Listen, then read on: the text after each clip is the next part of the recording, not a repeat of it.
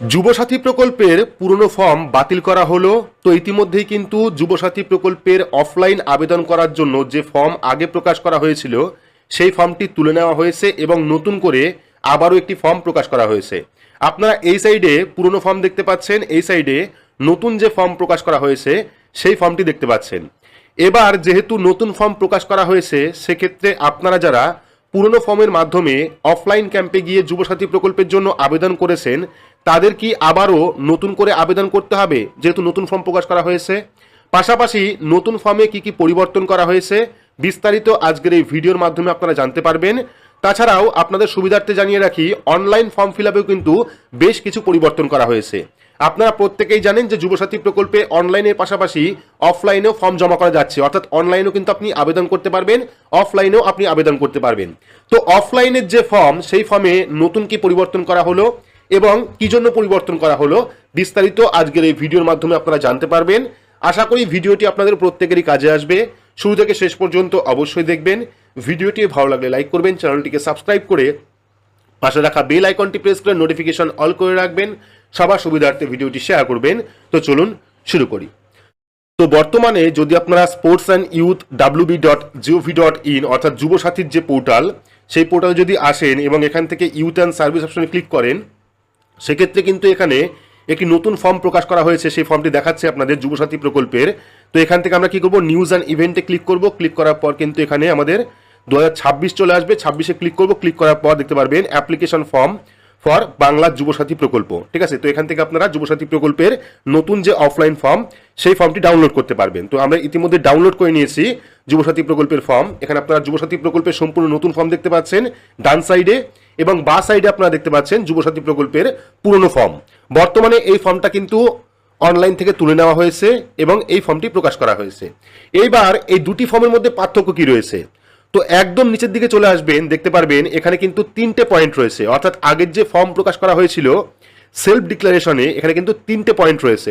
দেখতে পাচ্ছেন, আপনারা যদি ফর্ম জমা করে থাকেন বা ফর্ম যদি আপনার কাছে থাকে আগের ফর্ম, সেক্ষেত্রে দেখতে পারবেন এখানে কিন্তু সেলফ ডিক্লারেশনে 3টে অপশন রয়েছে বা 3টে নিয়ম রয়েছে। কিন্তু যদি বর্তমান আপনারা ফর্মটি ডাউনলোড করেন, সেক্ষেত্রে দেখতে পারবেন 4টে অপশন এখানে রয়েছে সেলফ ডিক্লারেশনে অর্থাৎ স্বঘোষণাপত্রে। তো নতুন পরিবর্তন কি করা হয়েছে?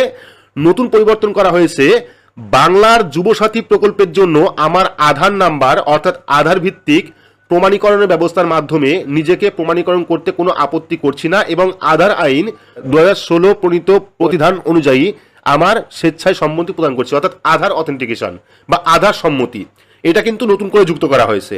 তো যেহেতু এই ফর্মটি যে চেঞ্জ করা হলো বা পরিবর্তন করা হলো, এর জন্য আপনারা যারা ইতিমধ্যেই যুবসাথী প্রকল্পের জন্য অফলাইন ফর্ম জমা করেছেন তাদের কি নতুন করে আবার আবেদন করতে হবে?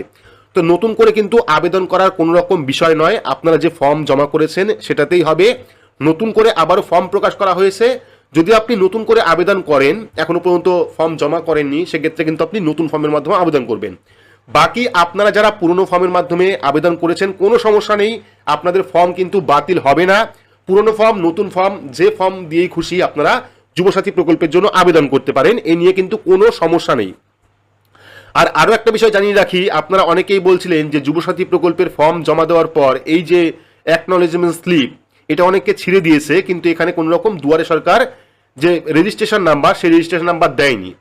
তো না দিলে কি কোনো ক্ষতি হবে? অর্থাৎ যদি আপনি এই নাম্বারটা না পান সেক্ষেত্রে কোনো সমস্যায় পড়বেন? তো কোনো রকম সমস্যা নেই।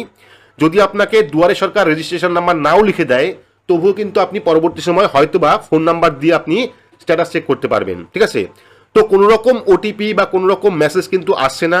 যখন আপনারা অফলাইন ফর্ম জমা করবেন সেক্ষেত্রে কিন্তু কোনো রকম ওটিপি বা কোনো রকম মেসেজ কিন্তু আসছে না। তবে অনলাইন ফর্ম জমা করলে সঙ্গে সঙ্গে আপনি অ্যাকনলেজমেন্ট স্লিপ পেয়ে যাবেন। তবে অনেকের ক্ষেত্রে দুয়ারে সরকার রেজিস্ট্রেশন নাম্বার দিচ্ছে, আবার অনেককে দিচ্ছে না, সেক্ষেত্রে কোনো সমস্যা নেই, আপনার ফর্ম কিন্তু বাতিল হবে না। এর পাশাপাশি জানিয়ে রাখি, অনলাইন যে ফর্ম ফিল আপ আপনারা করছেন, যারা ইতিমধ্যে করে নিয়েছেন তাদের কথা আলাদা, যারা নতুন করে করছেন তাদের ক্ষেত্রেও কিন্তু বেশ কিছু পরিবর্তন করা হয়েছে, বিশেষ করে ডকুমেন্টের ক্ষেত্রে, ওটিপির ক্ষেত্রে এবং নতুন লগ ইনের ক্ষেত্রে। তো গতকালকেই কিন্তু আমি এই নিয়ে একটা ভিডিও করেছি যে যুবসাথী প্রকল্পের অনলাইন ফর্ম ফিল আপে কী কী পরিবর্তন করা হলো, এই নিয়ে একটি ভিডিও আমি করেছি, আপনারা অবশ্যই গিয়ে দেখে নেবেন যারা নতুন যুবসাথী প্রকল্পের জন্য অনলাইন আবেদন করবেন। তো আপনারা চাইলে যুবসাথী প্রকল্পের জন্য অনলাইন অফলাইন দুভাবে আবেদন করতে পারেন, কোনো রকম সমস্যা নেই। এবং অনলাইন আবেদন করার পর যখন আপনারা ফাইনাল সাবমিট করবেন সেখানে একটি অ্যাপ্লিকেশন ফর্ম পেয়ে যাবেন, সেটাকে ডাউনলোড করে নেবেন।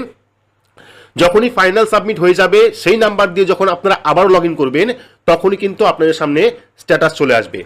যারা অনলাইন আবেদন করেছেন তারা আবারও সেই নাম্বার দিয়ে লগ ইন করুন, আপনার স্ট্যাটাস আপনি দেখতে পারবেন। তবে এখনো পর্যন্ত অফলাইন স্ট্যাটাস দেখার নিয়ম কিন্তু আসেনি। যদি আপনি অফলাইনে যুবসাথী প্রকল্পের ফর্ম জমা করে থাকেন সেক্ষেত্রে কিন্তু আপনি এখনো পর্যন্ত যে স্ট্যাটাস দেখার অপশন সেটা কিন্তু দেওয়া হয়নি। আশা করি পরবর্তী সময় আবার দেওয়া হবে। যখন স্ট্যাটাস দেখা যাবে, অর্থাৎ অফলাইনে স্ট্যাটাস যখন অনলাইন থেকে দেখা যাবে, অবশ্যই কিন্তু সেই নিয়ে আমরা ভিডিও নিয়ে আসবো। তার জন্য চ্যানেলটিকে সাবস্ক্রাইব করে রাখবেন এবং পাশে রাখা বেল আইকনটি প্রেস করে নোটিফিকেশন অল করে রাখবেন এই রকম গুরুত্বপূর্ণ আপডেট সবার আগে পেতে। তো আজকের মতো এইটুকুই, ধন্যবাদ।